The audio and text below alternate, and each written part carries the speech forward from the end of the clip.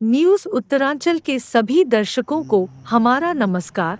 आज का हमारा कार्यक्रम विशेष में हम आपसे रूबरू करवाने जा रहे हैं ऐसे तीन भाई बहन जो कि जन्म से ही नेत्रहीन हैं, लेकिन माँ सरस्वती की असीम कृपा उन पर है। तेरा होया ताड़ेसर महादेवा है,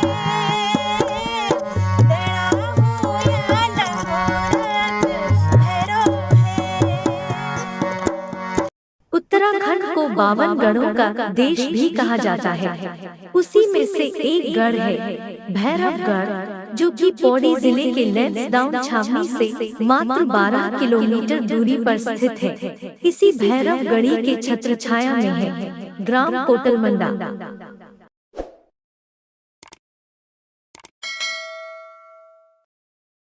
हमारे सभी दर्शकों को हमारा नमस्कार। आज हम खड़े हैं यमकेश्वर विधानसभा के द्वारीखाल ब्लॉक के अंतर्गत कोटलमंडा गांव में, जहां पर कि सामने भैरवगढ़ी बाबा का भी यहां पर स्थान है और सभी लोग जानते हैं। तो आज हम आपको ऐसे तीन भाई बहनों से मुलाकात कराएंगे जो कि देख नहीं पाते, लेकिन साथ ही साथ माँ सरस्वती की कृपा उन पर ऐसी है कि उनके अंदर एक हुनर है। बहुत अच्छा गायक गाना वो गाते हैं, संगीत बजाते हैं। आदरणीय श्री नेगी जी, उन्हीं को गाने को सुनती हूँ मैं बचपन से। और वैसे मैं देख नहीं पाती, पर उनके जो गाना है, उनके जो शब्द हैं, बोल हैं, उनको मैं अपने मन की आंखों से देखती हूँ। को ढोंगोनी पूजी मीन के डांडानी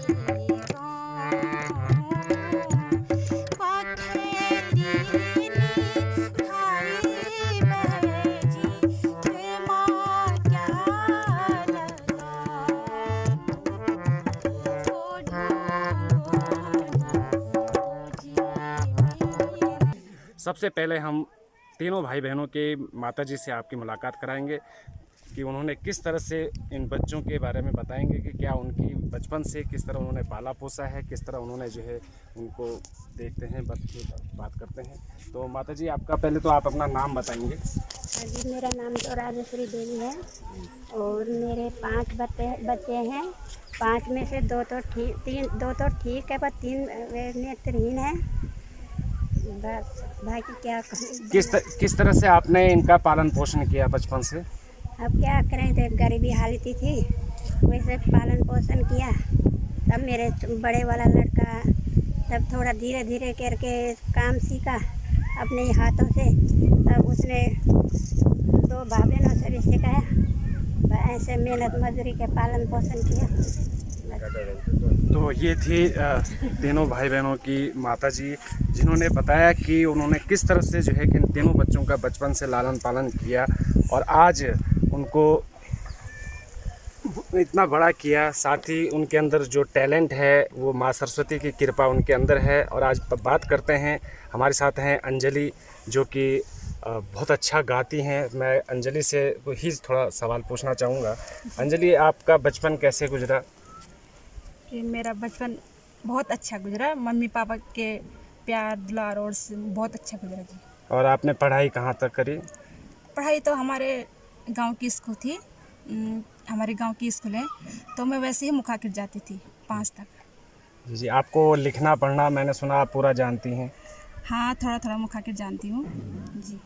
तो आपका ये जो गाने का जो आपको गाना जो आपने गाना शुरू किया, कब से शुरू किया, कैसे आपके अंदर जिज्ञासा आई? ये तो मेरे भैया की ही संघर्ष था, जो उन्होंने मुझे ये प्रेरणा दी। उन्हीं की कृपा से मैं आज गाती हूँ जी। तो किस तरह के गाने गा लेती हैं आप? मैं हिंदी, गढ़वाली, भजन सब गा लेती हूँ। अभी तक आपने पहले किसी कोई कार्यक्रम दिया है अपना?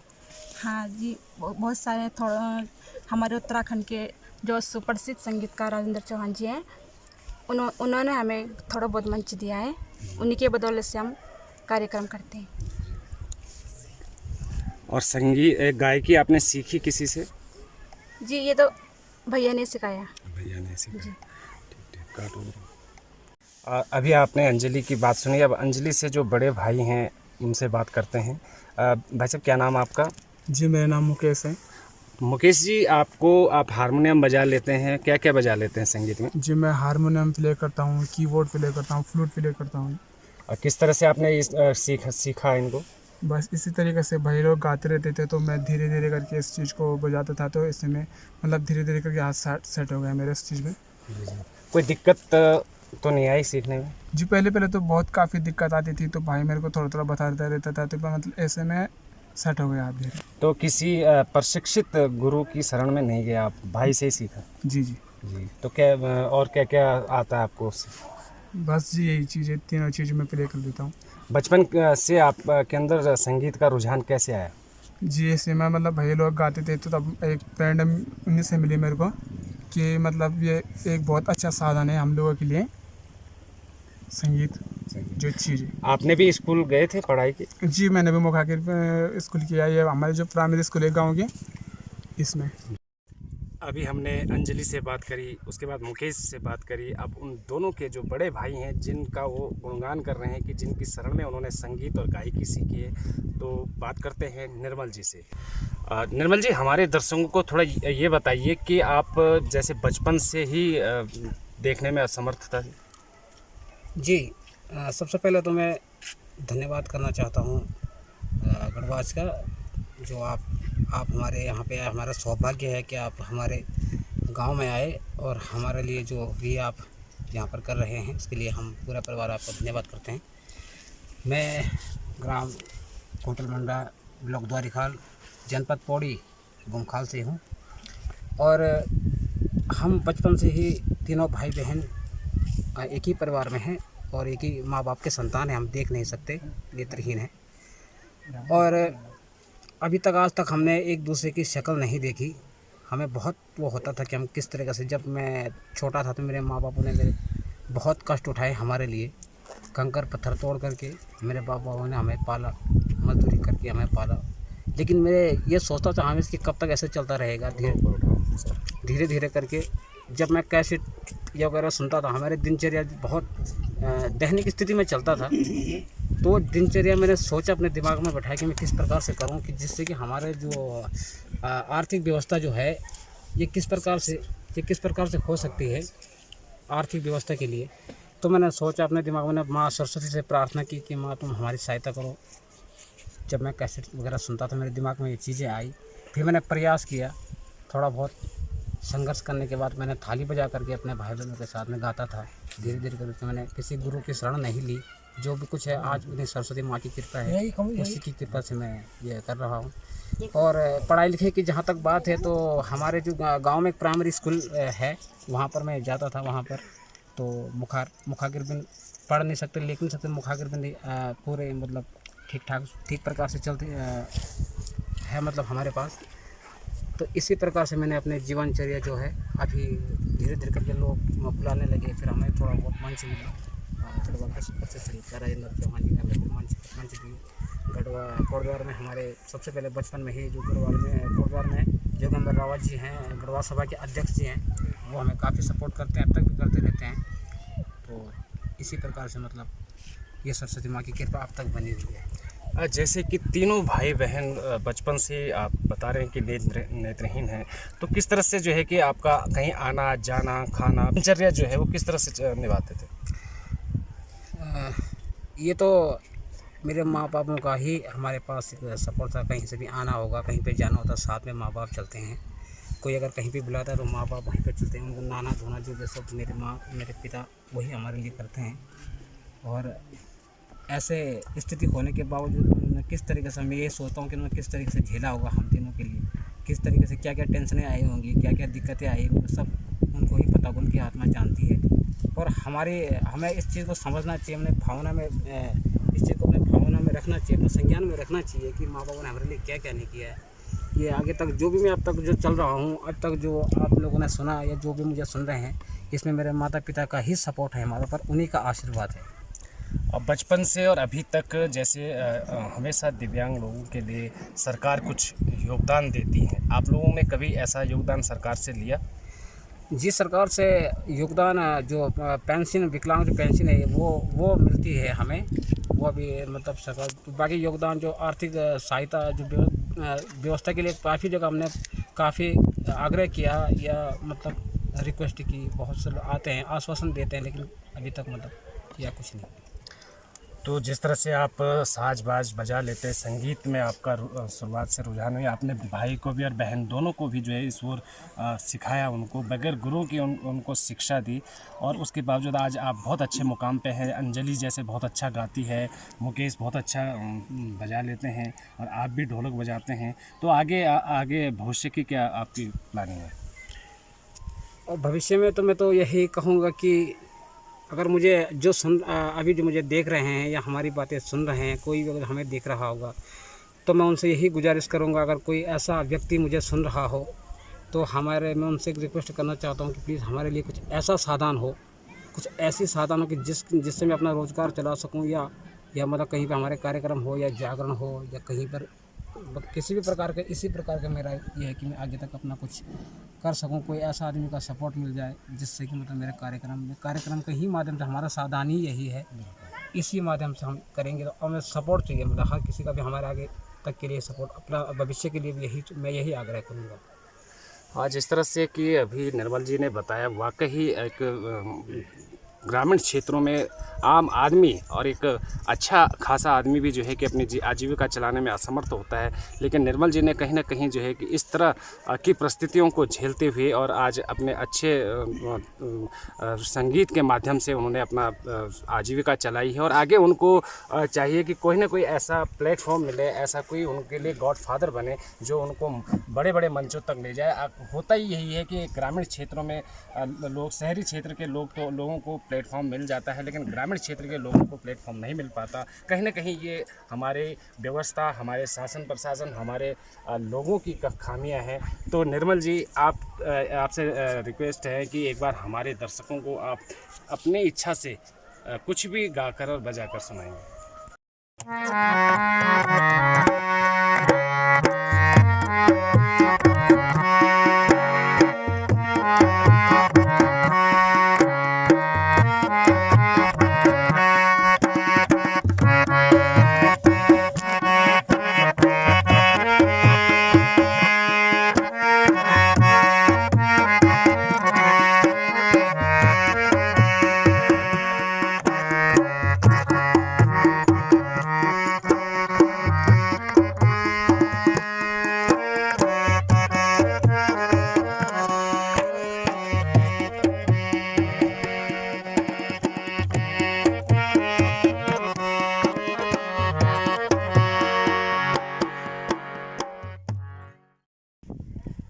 तो दोस्तों, अभी तक हमने जो है तीनों भाई बहनों के विचार जाने, उनके जीवन के बारे में जाना, उनकी दिनचर्या के बारे में जाना, उन्होंने संगीत कैसे सीखा इस बारे में जाना। और अब बात करते हैं अंजलि की, क्योंकि अंजलि के बारे में हमने सुना है कि बहुत अच्छा गाती। तो अंजलि जो है हिंदी, गढ़वाली, सारे हर तरह के गाने गा लेती है। तो आइए आप सुनते हैं उन्हीं के मुँह से किस तरह वो गाना गाती है।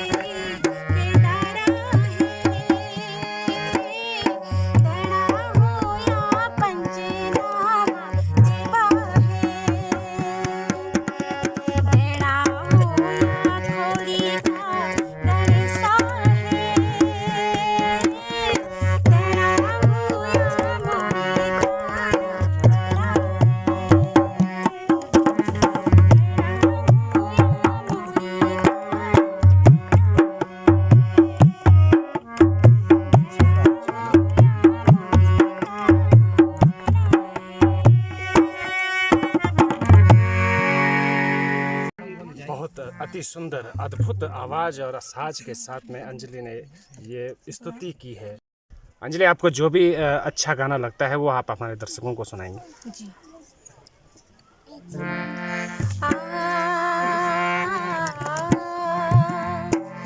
तुझसे नाराज नहीं, जिंदगी हैरान हूँ मैं, ओ हैरान हूँ मैं,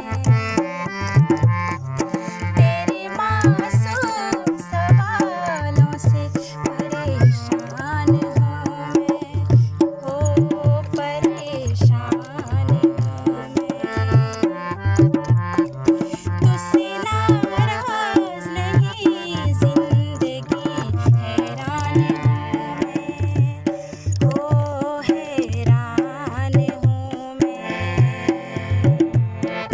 तेरे मासूम सवालों से परेशान हूँ मैं, ओ परेशान हूँ मैं।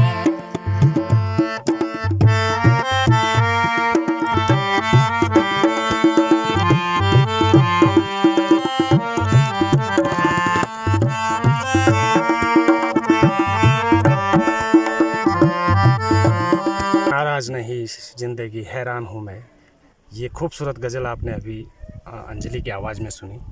और अंजलि जी से यही जानना चाहेंगे कि आप गढ़वाल के किस गायक से प्रेरित हैं। जी, जो हमारे उत्तराखंड के गणरत्न जी आदरणीय श्री नेगी जी, उन्हीं को गाने को सुनती हूँ मैं बचपन से। और वैसे मैं देख नहीं पाती, पर उनके जो गाना है, उनके जो शब्द हैं, बोल हैं, उनको मैं अपने मन की आंखों से देखती हूँ। और उन्हीं के गाना एक मैं आपको सुनाती हूँ। उनको मैं अपने गुरु मानती हूँ और बचपन से लेकर उन्हीं के गाना सुनती हूँ। और एक गाना है मुझे बहुत अच्छा लगता है, वो आपको मैं सुनाने जा रही हूँ। को ढोंगोनी पूजी मीन के डांडानी